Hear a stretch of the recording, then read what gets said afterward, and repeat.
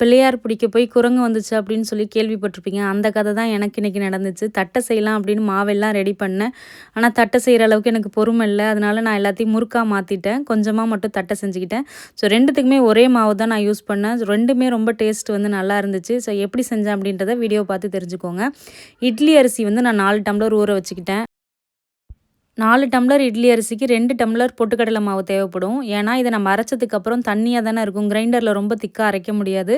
அதனால கண்டிப்பா 2 டம்ளர் வந்து பொட்டுக்கடலை மாவு தேவைப்படும்.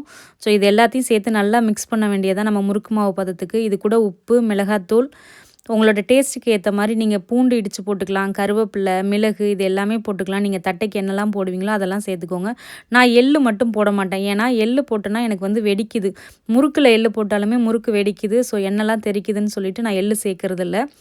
பட்டர் மறக்காமல் சேர்த்துக்கோங்க. நான் எடுத்திருக்க அரிசிக்கு வந்து 1/4 கிலோ பட்டர் தேவைப்பட்டுச்சு. ஏன்னா நான் 2 படி அரிசி எடுத்திருந்தேன். ஸோ பட்டர் சேர்த்திங்கன்னா தான் வந்து தட்டை வந்து நல்லா மொறுமொறுன்னு வரும். தட்டை செய்கிறதுக்காக இது கூட ஊற வச்ச கடலப்பருப்புலாம் நான் சேர்த்தேன். அதுக்கப்புறம் என்னால் செய்கிற அளவுக்கு பொறுமை இல்ல. ஸோ பையனை விட்டு கடலப்பருப்பெல்லாம் பொறுக்க சொல்லிவிட்டு திருப்பி அந்த மாவை முறுக்கா மாற்றி முறுக்கா செஞ்சு எடுத்து வச்சுட்டேன். முறுக்குமே ரொம்ப டேஸ்ட்டாக இருந்துச்சு. ஸோ இதே இன்க்ரீடியன்ட் தான் நான் போட்டேன். முறுக்குக்கு வேணால் நீங்கள் கொஞ்சமாக பெருங்காயத்தூள் சேர்த்துக்கோங்க. கடலப்பருப்பு போட வேணாம், அவ்வளோதான்.